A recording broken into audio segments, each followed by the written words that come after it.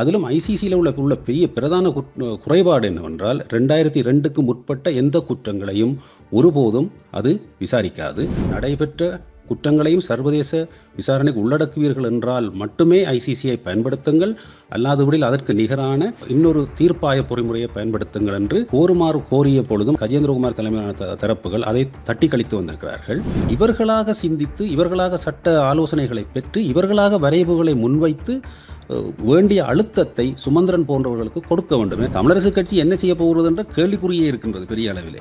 அவர்கள் சும்மா கூட்டங்களை வைத்தார்கள், பல விடயத்தில் இதையும் கதைத்தார்கள், பத்திரிகையில் வெளியிடுகிறார்கள் என்பதை அப்பால் அவர்கள் இன அழிப்பை பற்றி சும்மா பேசி வருகின்றவர்களாக இருக்கிறார்களா அல்லது அதற்கு ஏதோ ஒரு விடயத்தை முன்னெடுப்பவர்களாக இருக்கிறார்களா என்ற அந்த கேள்வி வந்திருக்கிறது.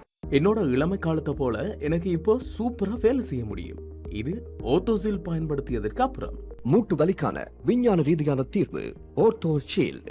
அரசியலில் நகர்த்தப்படும் காய்கள், திரை மறைவில் நடக்கும் ரகசிய பீரங்கள், உலகத் தமிழர் அறிந்தேயாக வேண்டிய உண்மைகளை தேடி ஒரு உடறப்பு.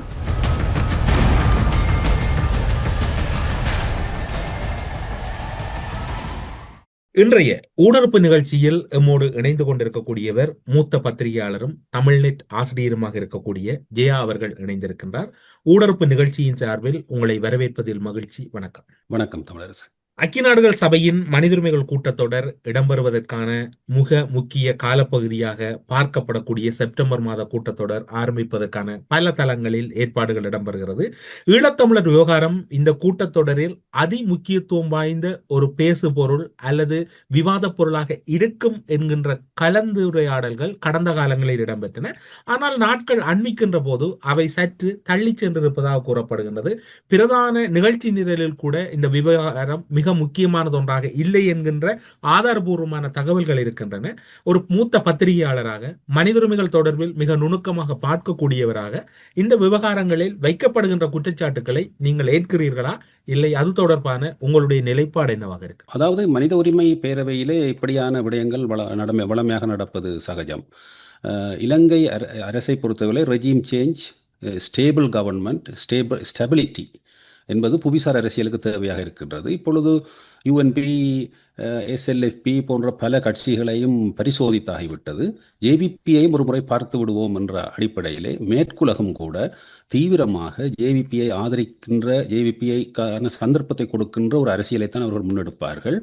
இதனால் தான் ஏகாதிபத்திய அரசியலுக்கு அப்பால் தமிழர்களுடைய நிலைப்பாட்டை தமிழர்கள் தெளிவாக அறுத்துறுத்து ஐயந்திரிபற்று உலகத்திற்கு சொல்ல வேண்டிய தேவை இருக்கின்றது. மாறி வருகின்ற புவிசார் அரசியலிலே இது மிக மிக அவசியமாக இருக்கின்றது. அதுவும் குறிப்பாக செம்மணி போன்ற குற்றங்கள் மேலெழுந்திருக்கின்ற இந்த சந்தர்ப்பத்திலே அதை சரியாக செய்ய வேண்டும் என்ற கருத்தை தான் நாங்கள் முன்வைத்து வருகிறோம். நீங்கள் செம்மணி போன்ற விடயங்கள் இடம்பெறுகின்ற போது இந்த விவகாரங்கள் மிக முக்கியமாக இடம்பெற வேண்டும் என்று குறிப்பிடுகின்றீர்கள். 2021 ஆண்டு காலப்பகுதியிலெல்லாம் மிக பிரதான பேசுபொருளாக இருந்த இன அழிப்புக்கான சர்வதேச விசாரணை என்கின்ற சொல்லாடல்கள் தமிழர் தரப்பால் ஆங்காங்கே பல வியாக்கியானங்கள் கொடுக்கப்படுவதும் அவை தவிர்க்கப்படுவதும் அவற்றிலிருந்து சில விடயங்கள் முன்னுக்கு பின் முரணாக கூறப்படுவதுமான குற்றச்சாட்டுகள் அண்மை காலங்களில் தொடர்ச்சியாக ஊடக பரப்பில் முன்வைக்கப்படுகிறது. அது தொடர்பாக உங்களுடைய புரிதல் என்னவாக இருக்கின்றது? அண்மை காலங்களில் அல்ல, இது ஆரம்பத்திலிருந்தே நடைபெற்று வருகிறது. ஜெனோசைடு என்ற சொற்பிரயோகத்தை பயன்படுத்தக்கூடாது. அதாவது ஜெனோசைடு என்பதை வெறும் சொல்லாடலாக மட்டும் தமிழ் தரப்பு பயன்படுத்தி வருகிறது தான் தவறு. அரசியலுக்கும் வெறும் சொல்லாடலாகவும் சுலோகமாகவும் பயன்படுத்தி அது ஒரு சட்ட ரீதியான முறையில் அதை பயன்படுத்த வேண்டும். அவ்வாறு பயன்படுத்துவதை தவிர்த்து வந்திருக்கிறார்கள். குறிப்பாக ஜெனோசைடு என்பது ஜெனோசைட் கொன்வென்ஷன், 1948 ஆண்டு ஜெனோசைட் கொன்வென்ஷன் அடிப்படையில் தான் அதை நாங்கள் வாதிட வேண்டும், அதுக்கான கோரிக்கையை முன்வைக்க வேண்டும். அதை முன்வைக்காமல் வெறும் மேலோட்டமான பொறுப்பு கூறல், அதுவும் போர்க்குற்றங்கள், மனித குலத்துக்கு எதிரான குற்றங்களோடு இன அழிப்பையும் சேர்த்து சொல்லுகின்ற நிலையில் தமிழர்களாக நாம் இருக்கக்கூடாது. அது சர்வதேச தரப்பிலே நீதி விசாரணை மேற்கொள்பவர்கள், மூன்றாம் தரப்பினர் அவற்றை பகுப்பாய்வு செய்து எந்த குற்றத்தை எங்கு கொண்டு போவது என்பதை அவர்கள் முடிவெடுப்பார்கள். நாங்கள் எங்களுடைய பிரதான தலையாய குற்றங்களிலெல்லாம் மிக பெரும் குற்றமான குற்றங்களின் தாய் குற்றமான இன அழிப்பை மையப்படுத்தித்தான் எங்களுடைய கோரிக்கை வர வேண்டும். அது ஊற்றெடுப்பது ஜெனோசைட் கொன்வென்ஷனில். எங்களுடைய விடயத்தில் 1948 இருந்தே அதற்கான கட்டமைக்கப்பட்ட ஒரு அரச பொறிமுறை உருவாக்கப்பட்டு வந்திருக்கின்றது. இன அழிப்பு குற்றங்கள், பல குற்றங்கள் 2000 ஆண்டுகளுக்கு முன்னர், அதாவது 80களுக்கு முன்னர், 70களுக்கு முன்னர், 50களின் நடுப்பகுதியிலிருந்து தீவிரமாக வந்திருக்கின்றபடியால் அந்த டெம்போரல் யூரிஸ்டிக்ஷன் என்று சொல்வார்கள், அந்த காலகட்டத்தை எல்லாம் உள்ளடக்குவதாக ஜெனோசைட் கன்வென்ஷன் தான் இருக்கின்றது. அப்போ தமிழர் தரப்பு வைக்கின்ற கோரிக்கைகளிலே அவர்கள் இன அழிப்பு என்ற சொற்பிரயோகத்தை அங்கு இங்கு பயன்படுத்தினாலும் அதை மற்ற குற்றங்களோடு கலந்து பகிர்ந்து ஒரு சில நேரங்களில் கடைசியில் கொண்டு போய் போடுவார்கள். Crimes against humanity, war crimes and genocide என்று போடுவார்கள். தமிழிலே மற்றும் இன அழிப்பு என்று போடுவார்கள். இப்படியெல்லாம் போடக்கூடாது. இந்த கருத்து 2021 நாங்கள் மிகவும் ஒரு மாதத்துக்கு மேலாக இந்த கட்சிகள் அனைவற்றோடும் சந்தித்து பேசி இந்த கருத்தை வலியுறுத்தி வந்தது மட்டுமல்ல, IIIM என்பதையும் வலியுறுத்தி வந்தோம். அப்பொழுது IIIM-ஐ ICCயை விட முக்கியத்துவப்படுத்தி கேளுங்கள் என்று சொல்லியிருந்தோம். இந்த விடயங்களை எல்லாம் சட்டத்தரணி, பிரபல சட்டத்தரணியும் மறைந்து விட்டார். அண்மையிலே ஜனவரி மாதம் அவர் இறந்து விட்டார். பிரபல அமெரிக்க சட்ட வல்லுனர் பிரான்சிஸ் பாயில் அவர்கள், பேராசிரியர், இதை தொடர்ந்து வலியுறுத்தி வந்திருக்கிறார். 2007 தொடர்ச்சியாக இதை அவர் வலியுறுத்தி வந்திருக்கின்றார். அது மட்டுமல்ல, இலங்கையை பொறுத்தவரையில் அரச பொறுப்பு மிக முக்கியமானது, தனிநபர் பொறுப்பை விட.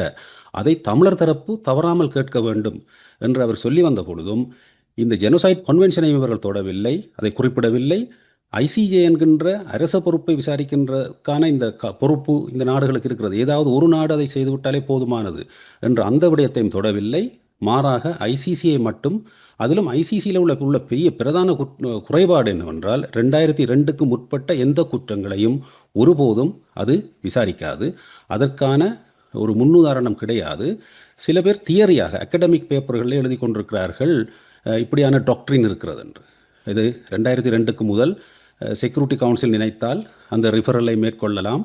2002க்கு முன்னரும் ரெட்ரோஆக்டிவாக செல்லக்கூடிய வாய்ப்பு இருக்கிறது என்று வாதிடுகிறார்கள். ஆனால் ICC அதை தெளிவாக தனது இணையதளத்திலேயே சொல்லியிருக்கின்றது. அவர்களோடு நாங்கள் நிறைய நாட்களாக உரையாடி கொண்டிருக்கிறோம். அங்கே இருக்கின்ற ஃபோர்மர் ஜட்ஜஸ் பலரோடு நாங்கள் கலந்து ஆலோசித்திருக்கின்றோம். எந்த ஒரு சந்தர்ப்பத்திலும் ஒருபோதும் 2002க்கு முன்னுள்ள குற்றங்களை ICC பார்க்க போவதில்லை. அப்படி இருக்க செம்மணி இன்று மேலெழுந்திருக்கிற பொழுது 95-96 நடைபெற்ற அந்த குற்றங்களை பார்க்கின்ற உரிமை கூட ICCக்கு இல்லாத பொழுது, ICCயை கேட்கின்ற பொழுது கூட, நீங்கள் ICCயை தான் கேட்க போகிறீர்கள் என்றால் ICCயை கேட்கின்ற பொழுது கூட நீங்கள் தெளிவாக ஒரு வசனத்தை போடுங்கள். அதாவது 2002க்கு முன்னர் நடைபெற்ற குற்றங்களையும் சர்வதேச விசாரணைக்கு உள்ளடக்குவீர்கள் என்றால் மட்டுமே ICCயை பயன்படுத்துங்கள், அல்லாதபடியில் அதற்கு நிகரான இன்னொரு தீர்ப்பாய பொறிமுறையை பயன்படுத்துங்கள் என்று கோருமாறு கோரிய பொழுதும், அதற்கான வாசகங்களை நாங்கள் எழுதி கொடுத்த பொழுதும், இந்த தமிழ் தரப்புகள், குறிப்பாக இந்த கஜேந்திரகுமார் தலைமையிலான தரப்புகள் அதை தட்டி கழித்து வந்திருக்கிறார்கள். அவர்களுக்கு அதை எழுதி கொடுக்கின்ற சட்டத்தரணியோடும் நாங்கள் நேரடியாக இன்டராக்ட் பண்ணியிருக்கின்றோம். அது மட்டுமல்ல, அவரை நீங்கள் நேர்காணல் செய்ய வேண்டும். சட்டத்தரணி குமாரவடிவேல் குருபரன் அவர்தான் இதை எழுதியிருக்கிறார். அவரோடு நாங்கள் நேரடியாக எழுதி கொடுத்து எல்லா விடயங்களும் வாதாடி இருக்கின்றோம். ஆனால் அவர் சில அகடமிக் பேப்பர்களை வைத்துக்கொண்டு பிழையான சில கருத்தியல்களை கொடுத்து வருகின்றார். ஆனால் அவர் இன அழிப்பு என்று சொல்லி வருபவர் தான், அதிலே மாற்று கருத்தில்லை. ஆனால் அதை ஒரு சாட்டுக்கு சொல்லி வருகின்ற போது தான் அவருடைய இப்போதைய நடவடிக்கைகள் இருக்கின்றது. ஆரம்ப காலத்திலே எங்களுடைய மக்கள் தீர்ப்பாயத்திலே கூட அவர் சாட்சியம் அளிக்கின்ற பொழுது இன அழிப்பு என்ற கருத்தியலை எல்லாம் வலியுறுத்தி இருந்தார். ஆனால் காலப்போக்கிலே வேறு வேறு நிகழ்ச்சிகளுக்கு இவர்கள் உள்ளாக்கப்பட்டிருக்கிறார்கள் என்பதற்கான அறிகுறிகள் தென்படுகின்றன. நாங்கள் குற்றச்சாட்டாக வைக்கவில்லை, அறிகுறிகள் தென்படுகின்றன. ஆகவே அனைவரும் இதிலே கவனம் எடுக்க வேண்டும். சட்டத்தரணி என்பதால் அவர் எழுதுவது சரி என்ற எடுகோளோடு அதை நாங்கள் மேற்கொள்ளக்கூடாது. அப்போ இந்த டில்கோ கூட்டத்திலே நடைபெற்றது என்ன என்பதை நாங்கள் ஆராய்ந்த பொழுது, அங்கே அடையாளம் என்ற நிறுவனம், மாற்றம் என்ற நிறுவனம், இந்த சிவில் சமூக அமையம் என்ற இந்த 3 தரப்புகளும் தான் அங்கே அதை தீர்மானிக்கின்ற சக்திகளாக முற்கூட்டியே தீர்மானித்து கொண்டு வந்து 5 விடயங்களை அதை வைத்து கதைத்து, கஜேந்திரகுமார் அவர்கள் அங்கு கதைத்ததை கூட சில விடயத்தை நிராகரித்து அவர்கள் பேசியிருக்கிறார்கள் என்பதெல்லாம் பின்னர் எங்களுக்கு தெரிய வருகின்றது. இவற்றையெல்லாம் அறிகின்ற சூழலிலே தான் நாங்கள் இந்த கட்டுரைகளை தமிழ்நெட்டிலே 23ஆம் தேதி ஜூலை மாதம் அன்று வெளிக்கடை படுகொலையும் செம்மணியும் தவறவிடாமல் ஆராயப்பட வேண்டியவை இன அழிப்பு என்ற குற்றத்திலே என்ற கருத்தை முன்வைத்து அதை பற்றிய கட்டுரை எழுதியிருக்கிறோம். அதிலே உள்ள விளக்கத்தை நாங்கள் தமிழிலே நீங்கள் வாசித்து விளங்கிக் கொள்ளலாம். நீங்கள் இப்போது குறிப்பிட்டீர்கள் ரிபிள் ஐஎம் தொடர்பில் குறிப்பிட்டீர்கள், சர்வதேச விசாரணை தொடர்பில் குறிப்பிட்டீர்கள். ஆனால் ஐசிசி தொடர்பான ஒரு புரிதல் உங்கள் தரப்பில் ஒரு விதமாகவும் தாயகத்தில் இருக்கக்கூடிய அரசியல் தரப்பில் இன்னும் ஒரு விதமாகவும் முன்வைக்கப்படுகிறது. குறிப்பாக சொல்ல போனால் செம்மணி விவகாரம் இப்போது இருக்கக்கூடிய சூழ்நிலையில் அந்த ஐசிசி சிஸ்டத்துக்குள் அல்லது அதனுடைய அந்த கட்டுமானத்துக்குள் எடுத்து வருவதற்கான வாய்ப்புகள் குறைவு. அது 2009க்கு பின்னர் தான் அதற்கான வாய்ப்புகள் அதிகம் என்று கூறப்படுகிறது. ஆனால் அப்படி இல்லை, அதற்கும் வாய்ப்புகள் இருப்பதாக கூறப்படுகிறது. அது தொடர்பில் சற்று தெளிவுபடுத்துங்க. அதாவது 2002ஆம் ஆண்டு ரோம் ஸ்டாட்யூட் என்பது கொண்டு வரப்பட்டு அதை ஒப்புக்கொண்ட அதிலிருந்து தான் இந்த ஐசிசியினுடைய சட்ட நியாயாதிக்கம் யூரிஸ்டிக்ஷன் பிறக்கின்றது. அதை நான் ரெட்ரோ ஆக்டிவ் என்று சொல்லுவார்கள். நான் ரெட்ரோ ஆக்டிவ் என்று சொன்னால் அதற்கு முன் நடந்த குற்றங்களை, அந்த சட்டம் இயற்றப்பட்ட அந்த ரோம் ஸ்டாட்யூட்டுக்கு முன் நடைபெற்ற குற்றங்களை அந்த நீதிமன்றம் பார்க்க முடியாது என்பதுதான் ஐசிசிக்கு இருக்கின்ற சார்ட்டர் அடிப்படையிலான விடயம். ஆனால் 2002ஆம் ஆண்டு இலங்கை இதுவரை உறுப்பினராகவில்லை. ஆகவே இலங்கையை தான் எழுந்த போக்கில் யாரும் அதை விசாரணைக்கு அனுப்ப முடியாது. ஐநா பாதுகாப்பு சபையை மட்டும்தான் அனுப்ப முடியும். இதைவிட இன்னும் ஒரு வழிமுறை இருக்கிறது. ப்ரீ ட்ரையல் சேம்பர் தானாக முடிவெடுத்து அனுப்ப முடியும். ஆனால் இலங்கை விடயத்தில் அது நடைபெறாது என்றால் அதுக்கு த்ரெஷோல்டு இருக்கிறது, ஹை த்ரெஷோல்டு. மற்றது ஒன்கோயிங்கான மிகப்பெரிய ஒரு அனர்த்தமாக இருந்தால்தான் அதை அவர்கள் செய்வார். அதுவும் இன்னொரு போர்டர் கண்ட்ரிக்குள்ளே வர வேண்டும் பெருமளவில் மக்கள். அதெல்லாம் எங்களுடைய விஷயத்தில் அப்ளை பண்ணாது. இப்போ உக்ரைன் விஷயத்திலே அதை செய்திருக்கிறார்கள், அப்படி வேறு வருடங்களே செய்திருக்கிறார்கள். மியான்மார் விடயத்திலே பங்களாதேஷுக்குள்ளே பற்றி செய்திருக்கிறார்கள். இந்த அளவுக்கு இப்பொழுது எங்களுடைய விஷயம் ஒரு ஒன்கோயிங்கான விஷயமும் இல்லை, ஹை த்ரெஷோல்டு விஷயமும் இல்லை என்ற வகையில் அது கடைசி வரை நடக்கப் போவதில்லை. ஆகவே செக்யூரிட்டி கவுன்சில் ஊடாக மட்டும்தான் போக முடியும் ஐசிசி என்ற விடயத்திலே. செக்யூரிட்டி கவுன்சில் அந்த கட்டளையை வழங்குகின்ற பொழுது 2002 வரை 2லிருந்து தான் பார்ப்பார்கள். 2002க்கு முன் பார்ப்பதற்கான எந்த விதமான முன்னுதாரணமும் இல்லை. ஆனால் அப்படி பார்க்கலாம் என்ற ஒரு அபிப்பிராயத்தை பல சட்டத்தரணிகளுடைய இலங்கை தீவில் உருவாக்கி இருக்கிறார்கள். இதன் மூலம் எது என்று எங்களுக்கு இன்னும் புரியவில்லை. இந்த தவறான புரிதலுக்கு ஐசிசி ஃபார்மர் ஜட்ஜஸ் எல்லாம் இதை கேட்கின்ற போது சிரிக்கின்றார்கள், இப்படி எதுவும் இல்லை என்று. அப்பொழுது நாங்கள் இந்த தீவிர விசாரித்து கொண்டு போகின்ற பொழுது இந்த சட்டத்தரணி குமாரவடிவேல் குருவரன் தான் இந்த கருத்துக்குரிய ஒரு அகடமிக் பேப்பரை அனுப்புகின்றார். அது ஒரு டாக்ட்ரினல்.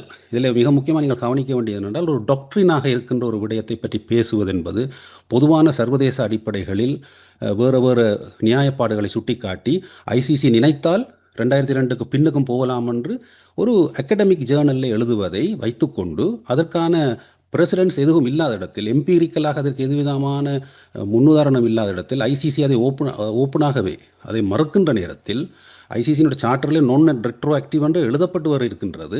ஆகவே இப்படியான ரிஸ்க் எடுத்து நாங்கள் ஒரு விடயத்தை சொல்ல தேவையில்லை. ஆகவே அப்படி சொல்லுகின்ற பொழுது சரி, நீங்கள் அதை நம்பினால் கூட நாங்கள் அதற்கு 2க்கும் மேற்பட்ட வேறு அகடமிக் கட்டுரைகளை அவருக்கே அனுப்பியிருந்தோம். நான் டாக்ட்ரினல் என்று சொல்லி இப்படியா வாதிடுவது நான் டாக்ட்ரினல் என்று கூட சிலர் எழுதியிருக்கிறார்கள். இப்படியான விடயங்களெல்லாம் அவர்களுக்கு அனுப்பிய பொழுது அதுக்கு பதிலளிக்கவே இல்லை அவர்கள். அப்போ ஏன் பதிலளிக்க? நீங்கள் தமிழர்களாக சிந்திக்கிறீர்களா இருந்தால், ஜெனோசைடை மையப்படுத்தி சிந்திக்கிறீர்களா இருந்தால், ஐசிசியில் உள்ள குறைபாடு எங்களுடைய விடயத்தில் 2002க்கு முன் நடந்த குற்றங்கள் மிக முக்கியமானவையாக இருக்கின்றபடியால் அவற்றையும் நீங்கள் பார்க்க வேண்டும் என்ற அந்த நிர்பந்தத்தை நாங்கள் 2021 இதை பற்றி விவாதித்து இதிலே பல முரண்பாடுகள் எழுந்திருந்தன கஜேந்திரகுமார் தரப்போடு. ஆனால் இப்போது மீண்டும் வேறு காரணங்களை சொல்லி அவற்றை அவர்கள் மறுக்கின்ற நிலை ஏற்பட்டிருக்கின்றது. இப்பொழுது நாங்கள் அதை நேரடியாகவே நாங்கள் அவர்களோடு கலந்து பரிமாறி விடயங்களை கொடுத்து பலனளிக்காத விடயத்தில் தான் ஊடகங்களிலே இதை பகிரங்கமாக பேச வேண்டிய நிலை ஏற்பட்டது என்பதை நான் இங்கே சொல்லுகின்றேன். ஆகவே இதை பற்றின ஆய்வு நிலை தமிழ் மக்களிடையே மிகவும் அவசியம். ஒரு சில நிறுவனங்களிலும் ஒரு சில மனிதர்களிலும் தங்கியிருக்காமல், என்போன்றவர்கள் கூட தங்கியிருக்காமல், பரவலான அறிவு சார்ந்த சமுதாயமாக, ஆய்வை மையப்படுத்திய சமுதாயமாக நாங்கள் இயங்க வேண்டும். வெறும் உணர்வுகளின் அடிப்படையிலும் நம்பிக்கைகளின் அடிப்படையிலும் நாங்கள் இயங்கக்கூடாது. எங்களுடைய நோக்கு நிலையிலிருந்து தான் எங்களுடைய கோரிக்கையை வைக்க வேண்டும். சட்டத்தில் நடைமுறையில் எது இருக்கின்றதோ அதை வலுவாக பிடித்து கொண்டு அதை இறுக பற்றி கொண்டு நாங்கள் எங்களுடைய கோரிக்கையை வைக்க வேண்டும். இதிலே தவறிழைப்பவர்கள் வேறு ஏதோ நிகழ்ச்சி நிரலுக்கும் விசுவாசமாக இருக்கிறார். நான் சொல்லவில்லை இவர்கள் தமிழ் தேசியத்துக்கு விசுவாசம் அற்றவர்கள், இரண்டகர்கள், அப்படியான சொற்பிதங்க பிரயோகங்களையோ இவர்களை தனிப்பட்ட ரீதியில் நாங்கள் குறை கூறுவதாகவும் நீங்கள் எடுத்துக்கொள்ள வேண்டாம். இது சமூக அக்கறையோடு சொல்லப்படுகின்ற கருத்து. நாங்கள் இவர்களோடு மிக நெருக்கமான நண்பர்களாக பல காலம் பயணித்தவர்கள். அந்த அடிப்படையில் தான் நாங்கள் சொல்லுகின்றோம். இது ஒரு அடிப்படையான விஷயம். இதிலே அவர்களை பொறுத்தவரையில் அவர்கள் தங்கள் வேறு சக்திகளுக்கும் விசுவாசமாக இருக்க வேண்டிய தேவை இருக்கிறது, தமிழ் தேசியத்துக்கும் விசுவாசமாக இருக்க வேண்டிய தன்மை இருக்கின்றது. இன அழிப்பு என்றும் சொல்லுகின்றார்கள். ஆனால் அதை உலகத்துக்கு புரிகின்ற இறுக்கமான மொழிகளில் இப்பொழுது வேறு நடவடிக்கை, ஐநா மட்டுமல்ல, ஐநாவுக்கு சமாந்தரமாக வேறு நடவடிக்கை நான் இங்கே பலவற்றை விலாவாரியாக எடுத்து சொல்ல முடியாது, அங்கே நடந்து கொண்டிருக்கின்றது. இன்டர்நேஷனல் கோர்ட் ஆஃப் ஜஸ்டிஸை நோக்கி எங்களுக்கு தெரியத்தக்கதாக 3 ட்ராக்கில் வேலை செய்து கொண்டிருக்கிறார்கள் தமிழர் நிறுவனங்கள். அதில் சிலவற்றில் நாங்கள் நேரடியாக ஈடுபட்டிருக்கின்றோம். அந்த அடிப்படையில் பல வேலைகள் நடந்திருக்கின்றன. பல இடங்களிலே பல கேள்விகள் முன்வைக்கப்பட்டு ஒவ்வொரு விடயமாக செக்லிஸ்டாக போய் வேலை செய்து கொண்டிருக்கிறார்கள். அதிலே மிக முக்கியமான விடயமாக வருவது புலம்பெயரில் மட்டும்தான் இந்த ஜெனோசைட் கோரிக்கை முன்வைக்கப்படுகிறது. ஐசிஜேயை நோக்கி எல்லாம் முன்வைக்கின்றார்கள். தாயகத்திலே இந்த கோரிக்கை வரவில்லையே, தாயகத்தில் யார் உங்களுடைய பிரதிநிதிகளாக இருக்கின்றார்கள் என்று உலகம் கணிப்பிடுகிறது என்றால், தமிழ் மக்கள் உலகம் கணிப்பிடுகின்றது, நாங்கள் கணிப்பிடுகின்றோமோ இல்லையோ உலகம் எவ்வாறு பார்க்கிறது என்றால், தாயகத்தில் குறிப்பாக வடக்கு கிழக்கில் தமிழர் தாயகத்தில் தமிழ் மக்களால் பெரும்பான்மையாக தேர்தலில் தெரிவு செய்யப்பட்ட பிரதிநிதிகள் இணைந்து இந்த கோரிக்கையை முன்வைக்கிறார்களா? இந்த விடயம் 2021 தான் முதல் நடந்தது. அதிலேயும் இந்த ஜெனோசைட் என்பதை முதல் போடவில்லை, பிறகு 3ஆவதாக போட்டார்கள். பிறகு அதை முன்னுக்கு கொண்டு வருவதற்கு 1 மாதம் எடுத்தது. அந்த நோக்குநிலை அங்கேயே தவறிவிட்டது. ஐசிஜேயை போடவில்லை. IIIMஐ கேட்கின்ற பொழுது அதை கடைசியாக கேட்டார்கள். IIIMஐ 2ஆவதாக கேட்டிருக்க வேண்டும். அப்படி பல சிக்கல்கள் இந்த 2021 உருவாகிவிட்டது. அதனுடைய தொடர்ச்சி தான் மீண்டும் இப்போது நடைபெற்றிருக்கிறது. மேலோட்டமாக பார்க்கின்ற போது எல்லாம் நல்லா இருப்பது போல தோன்றும். அதாவது பல பந்திகளாக எழுதி விளக்கத்தை நீட்டி நிமிர்த்தி எழுதுவதில் கோரிக்கைகள் தெளிவில்லாமல் போய்விடும். உதாரணமாக நீங்கள் பாருங்கள், திம்பு கோட்பாடுகள் எவ்வளவு தெளிவாக வைக்கப்பட்டிருந்தனவோ அதை போல இந்த விடயங்கள் வைக்க வேண்டும். இந்த விடயங்களை வைக்கின்ற பொழுது ஒன்றை ஒன்று லொக் பண்ணுவதாக இருக்கணும். மிக பிரதானமானது, அதுக்கு அடுத்து பிரதானமானதையிலேயே முதலிலே சொல்ல வேண்டும். ஜெனோசைட் கன்வென்ஷன் அடிப்படையில் தான் தமிழ் மக்கள் இதை பார்க்கின்றார்கள். அந்த கோரிக்கையை நாங்கள் வைக்கின்றோம். அரச பொறுப்பு தான் முக்கியமானது, தனிநபர் பொறுப்பை விட இலங்கை நடைபெற்ற இன அழிப்பு என்பதை பொறுத்தவரை. அடுத்ததாக நாங்கள் சொல்ல வேண்டியது, சாட்சியங்கள் மிக முக்கியமானவை. அதுவும் 2002க்கு முற்பட்ட சாட்சியங்கள் மிக மிக முக்கியமானவை. குறிப்பாக இன அழிப்புக்கான பல மறுக்க முடியாத குற்றங்களை அங்கே எடுக்கக்கூடியதாக இருக்கின்றது. ஆகவே அதனால்தான் முள்ளிவாய்க்காலை நடைபெற்றது என்றதை தெளிவாக கொண்டு வருவதற்கு 2002க்கு முற்பட்டவை பார்க்க வேண்டிய தேவை இருக்கிறது. இதையெல்லாம் பார்ப்பதற்குரிய ஒரு IIIM என்கின்ற மாடலை கொண்டு வர வேண்டும். அதை மனித உரிமை பேரவையாலும் கொண்டு வரலாம். ஆகவே மனித உரிமை பேரவையில் இதெல்லாம் இயலாமல் இருக்கிறது, செய்ய மாட்டார்கள் என்று சொல்லி அதை நாங்கள் தட்டி கழித்து, இதை நீங்கள் செக்யூரிட்டி கவுன்சிலுக்கு அனுப்புங்கள், செக்யூரிட்டி கவுன்சிலும் செய்ய வேண்டும், பாதுகாப்பு பொதுச்சபையிலும் செய்ய வேண்டும், மனித உரிமை சபைக்குள்ளேயும் மிகவும் எண்ணத்தை எல்லாம் முன்னெடுக்க முடியுமோ அவற்றை முன்னெடுக்க வேண்டும் என்பதைத்தான் நாங்கள் வலியுறுத்துகின்றோம். ஆகவே கோரிக்கைகளை எழுதுகின்ற பொழுது இவ்வாறு உயர்நிலையில் சமாந்தரமாக அனைத்து இடங்களிலும் இந்த மாதிரியான வேலை திட்டங்களை செய்யுங்கள். IIIM எல்லாம் அனைத்து சட்ட நடவடிக்கைகளுக்கும் இதற்கு அப்பாற்பட்ட, இந்த பொறிமுறைகளுக்கு அப்பாற்பட்ட யூனிவர்சல் யூரிஸ்டிக்ஷன் அடிப்படையில் செய்யப்படுகின்ற வேறு நாடுகளில் செய்யப்படுகின்ற சட்ட நடவடிக்கைகளுக்கும் இதெல்லாம் உதவும் என்று சொல்லி நாங்கள் தெளிவாக இதை வைக்க வேண்டும். அப்போது இதில் ஒன்றுக்கு பின் முரணான கருத்துக்களை இவர்கள் சொல்லி ஊடகங்களிலே மக்களை குழப்பி வருகின்றார்கள். இது மிகவும் அடிப்படையில் ஒரு கவலைக்குரிய விடயமாகத்தான் நாங்கள் பார்க்கின்றோம். ஆனால் இருந்தும் இப்பொழுது அவர்களுடைய எழுதியிருக்கின்ற வரைவிலே இது 2 பாராளுமன்ற உறுப்பினர்களை மட்டும் கொண்ட வரைவு. இதிலே சிவில் சமூகங்கள் பங்கு பற்றுவதையும் ஒரு முக்கியத்துவமாக பார்க்கின்றார்கள். மக்கள் தரப்பிலே என்ன கருத்தை வைத்திருக்கிறார்கள் என்று. ஆனால் 2 பாராளுமன்ற உறுப்பினர்களும் சிவில் சமூகத்தினரிலே இப்போ ஒரு குறிப்பிட்டவர்கள் அதில் கையொப்பமிட்டிருக்கிறார்கள். அனைவரும் கையொப்பமிடவில்லை. இப்படியான சூழலிலே இந்த கோரிக்கை வலுவாக வைக்கப்படாமல் இருக்கின்ற பொழுது மற்ற தரப்பு, பல பாராளுமன்ற உறுப்பினர்களை கொண்ட தரப்பு இன்னும் அதை எதுவித முன்னெடுப்பும் செய்யாமல் இருக்கின்றதும் ஒரு கவலைக்குரிய நிலைமையாகத்தான் இருக்கு. நீங்கள் பல பாராளுமன்ற உறுப்பினர்கள் என்று குறிப்பிடுகின்ற போது இலங்கை தமிழரசு கட்சியின் 8 நாடாளுமன்ற உறுப்பினர்களுக்கு சுமந்திரன் அவர்கள் அவருடைய கட்சியினுடைய அரசியல் குழு நாடாளுமன்ற உறுப்பினர்களோடு சந்திப்பின் பின்னர் ஊடகத்திலே ஒரு கருத்தினை வெளிப்படுத்தியிருந்தார். தனிப்பட்ட விஜயமாக பிரித்தானியா சென்றிருந்த போது அங்கு வெளிவிவகார அரச முக்கிய பிரதிநிதிகளை சந்தித்ததாகவும் கலந்துரையாடியதாகவும் குறிப்பிட்டார். அவர்கள் வழமை போன்று தனித்தவில் வாசிப்பதற்கான அறிவிப்பை வெளியிட்டிருக்கின்றார்கள். சுமந்திரனுடைய நடவடிக்கைகளை நீங்கள் பாராட்டுகிறீர்கள்? நிச்சயமா இல்லை. அதாவது அவர் தனி மனிதனாக முடிவெடுக்கக்கூடாது. அங்கே தமிழ் தேசியத்தின் பால் நீண்ட பங்காற்றல் செய்த பலர் அங்கே இருக்கின்றார்கள். கிழக்கு மாகாணத்திலே மிக முக்கியமான ஒரு பாகம் இருக்கின்றது. அப்படியான தன்மை உள்ள பாராளுமன்ற உறுப்பினர்கள் அங்கே இருக்கின்றார்கள், முல்லைத்தீவில் இருக்கின்றார்கள். இவர்களெல்லாம் இன அழிப்பை மையப்படுத்தி செயற்பட்டு வந்தவர்கள். அவர்கள் இந்த இப்படியான ஒரு முக்கியமாக எடுத்தீங்களா ரவிகரனை எடுங்கள். அவர் வந்து வடமாகாண சபையிலே உறுப்பினராக இருந்தவர். வடமாகாண சபையிலே என்ன நடைபெற்றது? வடமாகாண சபையிலே இன அழிப்பு தீர்மானமே நிறைவேற்றப்பட்டது ஏகமனதாக. அப்படியான நடவடிக்கைகளை முன்னெடுத்தவர்கள் இவர்கள் எல்லோரும். ஆகவே இவர்களாக சிந்தித்து, இவர்களாக சட்ட ஆலோசனைகளை பெற்று, இவர்களாக வரைவுகளை முன்வைத்து வேண்டிய அழுத்தத்தை சுமந்திரன் போன்றவர்களுக்கு கொடுக்க வேண்டும். ஏனென்றால் நீங்கள் நம்புகிறீர்களா ரவிகரன் சுமந்திரனுக்கு அழுத்தம் கொடுக்கக்கூடிய நிலையில் இருக்கின்றாரா அல்லது சுமந்திரனின் அடிமையாக இருக்கின்றாரா என்று? அதை நாங்கள் அப்படி எடுத்த வீச்சிலே சொல்லிவிட முடியாது அடிமையாக இருக்கின்றார் என்று.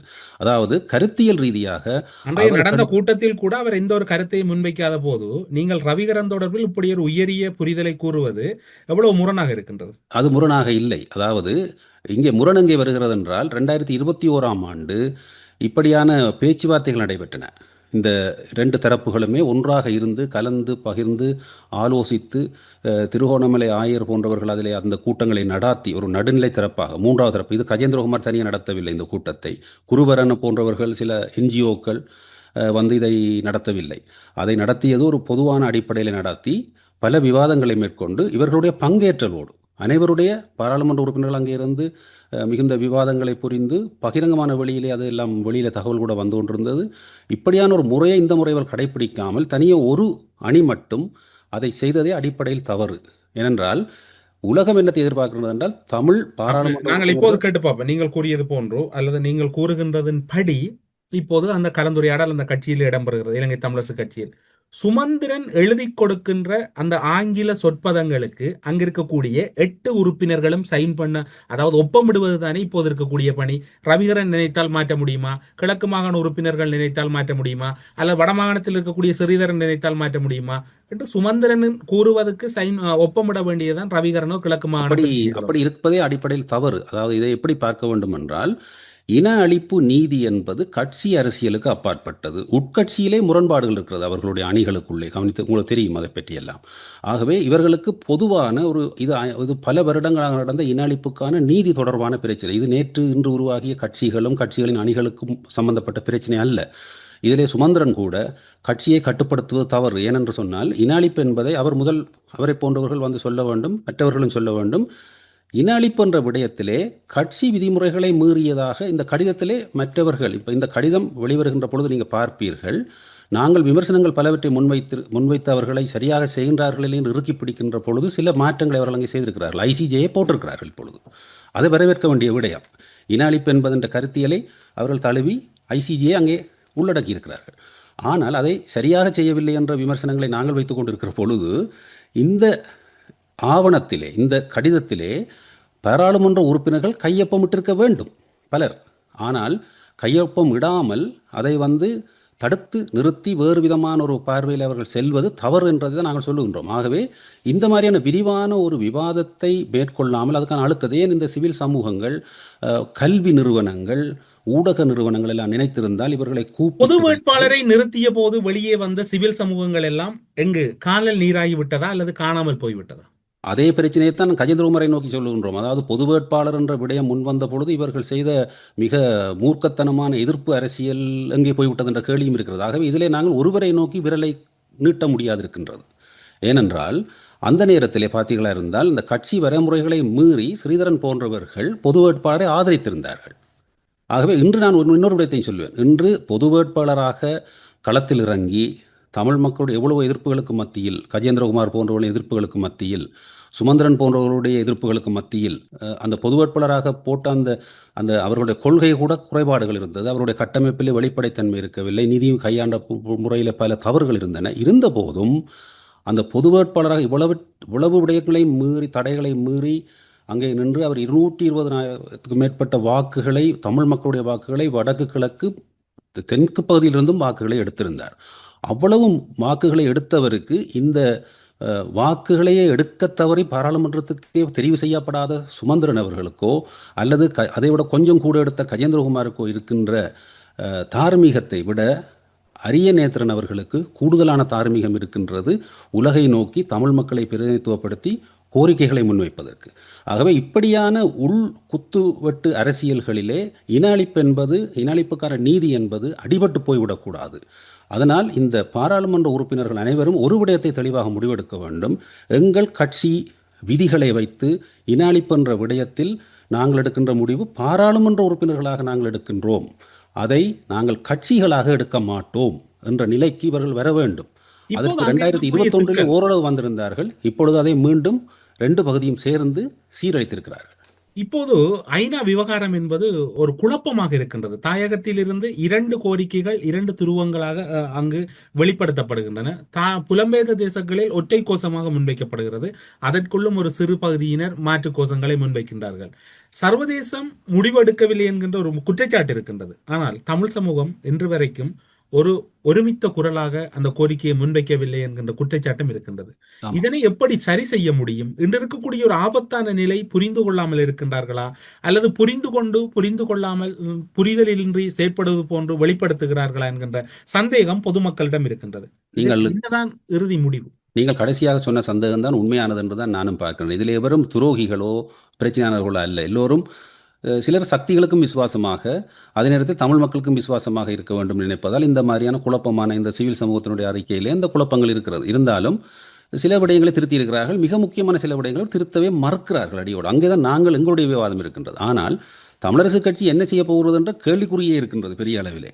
அவர்கள் சும்மா கூட்டங்களை வைத்தார்கள், பல விடயத்தில் இதையும் கதைத்தார்கள், பத்திரிகையில் வெளியிடுகிறார்கள் என்பதை அப்பால் அவர்கள் இன அழிப்பை பற்றி சும்மா பேசி வருகின்றவர்களாக இருக்கிறார்களா, அல்லது அதற்கு ஏதோ ஒரு விடயத்தை முன்னெடுப்பவர்களாக இருக்கிறார்களா என்ற அந்த கேள்வி வந்திருக்கிறது. இதிலே மிக முக்கியமான விடயம் என்னவென்றால், இந்த குழப்பங்களை போக்குவதற்கான சில நடவடிக்கைகளை புலம்பெயரில் இருந்தும் தாயத்திலிருந்தும் சிலர் இணைந்து முன்னெடுக்கின்றார்கள். அவர்கள் எங்களோடும் கதைத்திருக்கின்றார்கள். மிகவும் திட்டமிடல் ஆழமாக நடைபெற்று கொண்டிருக்கிறது. 2026 நடுப்பகுதிக்கு முன்னதாக இந்த அனைத்து தரப்புகளையும் வைத்து கலந்து ஆலோசித்து சரியான முறையிலே சர்வதேச நிபுணர்களையும் கொண்டு வந்து அவர்களுக்கு ஏற்படுத்தப்படக்கூடிய, இப்போ நாங்கள் சொன்னால் விளங்காததை, நாங்கள் இதிலே 2009 வேலை செய்து வருகிறோம். 2018 சர்வதேச சட்ட வேலை திட்டங்களுக்குள்ளே தொடர்ச்சியாக ஒவ்வொரு நாளும் வேலை செய்து கொண்டு வருகின்றோம். இவர்களைப் போல கோரிக்கை வைக்கின்ற பொழுது, ஐநாவிலே தீர்மானங்கள் வருகின்ற பொழுது மட்டும் இந்த கோரிக்கைகளை முன்வைப்பதற்காக கடிதம் வரைகின்ற இடத்திலே நாங்கள் இல்லை. அதனாலே தான் இந்த விடயங்களை நாங்கள் வலியுறுத்த வேண்டி வருகின்றது.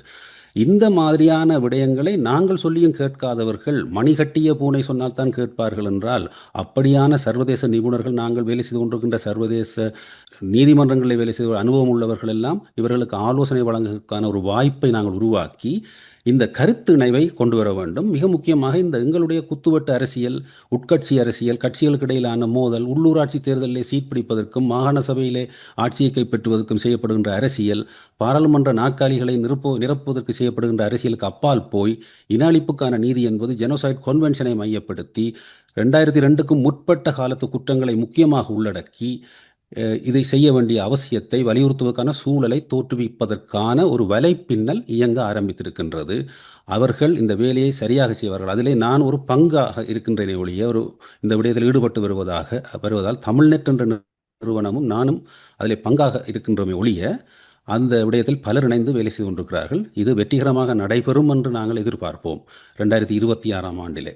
ஆகவே பல வேலை திட்டங்கள் நம்பிக்கை தரக்கூடிய முறையில் முன்னெடுக்கப்படுகின்றன. அது மட்டுமல்ல, சர்வதேச நீதிமன்றத்தை நோக்கி இலங்கையின் அரச பொறுப்பு விசாரிக்கப்படுவதற்கான சாத்தியக்கூறுகள் ஒரு நாடு அதை ஒத்துக்கொள்கின்ற அளவுக்கு விடயங்கள் நடைபெற்று விட்டன. அதிலே சாட்சியங்கள் பற்றாக்குறை இருக்கிறது. சில விடயங்கள் அடிப்படையில் பூர்த்தி செய்யப்பட வேண்டிய விடயங்கள் இருக்கின்றன. அதிலே ஒன்றுதான் தாயகத்திலிருந்து கோரிக்கை ஒன்றிணைந்து ஒழுங்காக வைக்கப்படுவது. மக்கள் மத்தியிலே அந்த இன அழிப்புக்கான நீதி குரல் எழும்ப வேண்டியது.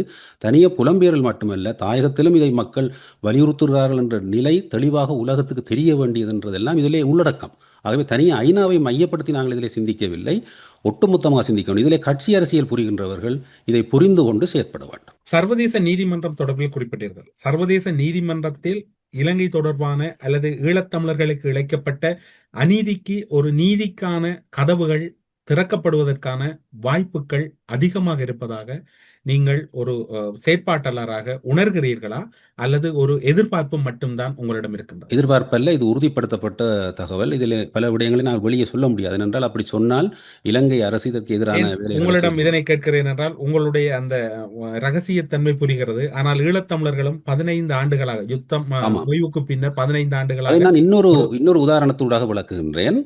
இந்த மாதம் ஆகஸ்ட் மாதம் அல்லது ஜூலை மாதம் முடிவில் என்று நினைக்கிறேன், இந்த ஸ்ரீலங்கா கேம்பெயின் ஃபார் ஜஸ்டிஸ் என்று ஒரு ப்ராஜெக்ட் இருக்கிறது. உங்களுக்கு நீங்கள் அறிந்திருப்பீர்கள் நிச்சயமாக.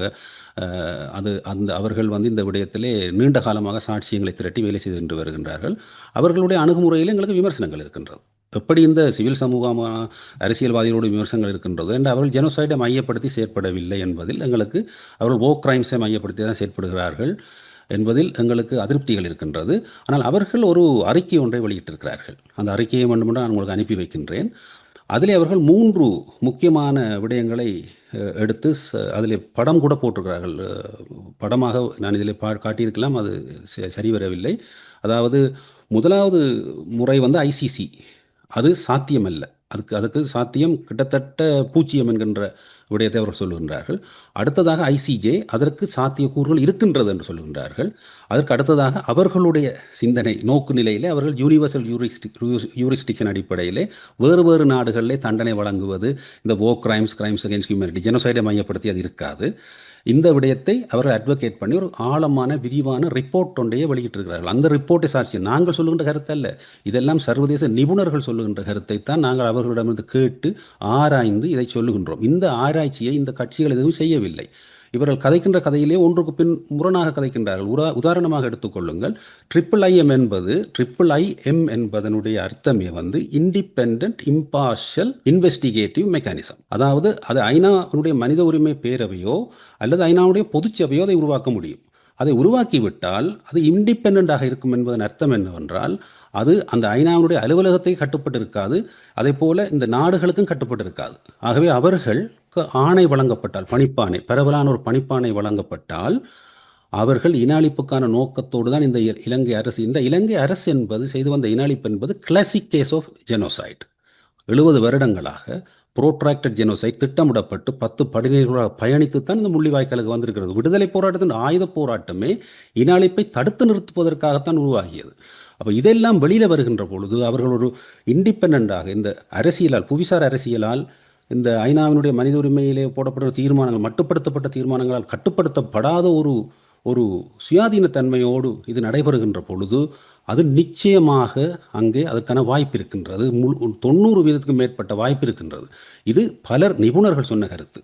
இந்த நிபுணர்கள் சிலவற்றை பகிரங்கமாக சொல்ல மாட்டார்கள். ஏனென்றால் அவர்களுடைய கரியர் ஓரியன்டான விஷயங்கள் இருக்கின்றன, அவருடைய தற்கால பதவிகள் சம்பந்தமான விடயங்கள் இருக்கின்றன. அவர்களுக்கு தமிழ் மக்களிலே ஐயம் கூட இருக்கின்றது. இவர்களுக்கு இப்போ இதை பிரான்சிஸ் பாயில் அவர்கள் சொன்னதை நீங்கள் கவனித்து பார்த்தீர்கள் என்றால் பல ஆதாரங்கள் இருக்கின்றது. இது 1-2 அல்ல, பல ஆதாரங்கள் இருக்கின்றது. இவற்றுக்கெல்லாம் இவையெல்லாம் இந்த தரப்புகளுக்கு சொல்லப்பட்ட பொழுதும் இவர்கள், அந்த பிரான்சிஸ் பாயில் என்பவர் 2007 இருந்து இதை வலியுறுத்தி கடைசியில் இறந்தே போய்விட்டார். அவர் இன்டர்நேஷனல் கோர்ட் ஆஃப் ஜஸ்டிஸிலே இனாளிப்புக்கான ஒரு நாட்டுக்கு பொஸ்னியா சார்பாக வாதிட்டு வென்ற ஒருவர். அப்போ அவர் சொன்னார், நானே இந்த கேஸை நடத்துகின்றேன், உங்களுடைய விடயத்துக்கு சகல ஆதாரங்களும் இருக்கின்றது, சரியான ஒரு நாட்டை பிடித்து கொண்டு வாருங்கள், செய்து விடுவோம் என்று பலமுறை தமிழர்களை கோரி அவர் தமிழர்கள், இது என்ன இந்த புலம்பெயர் தமிழர்கள் இப்படி இருக்கிறார்கள் என்ற சிந்தித்தே அவர் இறந்து போய்விட்டதாக நாங்கள் பார்க்கின்றோம். இதிலே இது நிறைய ஆழமான வேலை. இந்த வேலை குறித்த எந்த அக்கறையும் இல்லாமல் அரசியலாக இதை மாற்றி சுலோகமாக மட்டும் வைத்துக்கொண்டு இனாளிப்பு என்று பாராளுமன்றத்தில் உரையாற்றிவிட்டு வாக்குப்போர்க்கி அரசியலுக்காக இனாளிப்பை பயன்படுத்தி கொண்டு போவது என்பது மிகவும் கேவலமானது. தொடர்ந்து பேசுவோம். தொடர்ச்சியாக மனித உரிமைகள் தொடர்பாகவும், மனித உரிமைகள் கூட்டத்தொடரில் இடம்பெறப் போகின்ற தமிழர் தரப்பினுடைய நிலைமைகள் தொடர்பாகவும் தொடர்ச்சியாக வாரம் பல விடயங்கள் தொடர்பில் உரையாடலாம் என்கின்ற நம்பிக்கையில் இன்றைய ஊடறுப்பு நிகழ்ச்சியில் கலந்து கொண்டு சிறப்பித்தமைக்காக சிறப்பு நன்றிகளோடு உங்களிடமிருந்து விடைபெற்றுக் கொள்கிறோம். நன்றி, வணக்கம். நன்றி, வணக்கம். அரசியலில் நகர்த்தப்படும் காய்கள், திரைமறைவில் நடக்கும் ரகசிய பீரங்கள், உலகத் தமிழர் அறிந்தேயாக வேண்டிய உண்மைகளை தேடி ஒரு ஊடறுப்பு.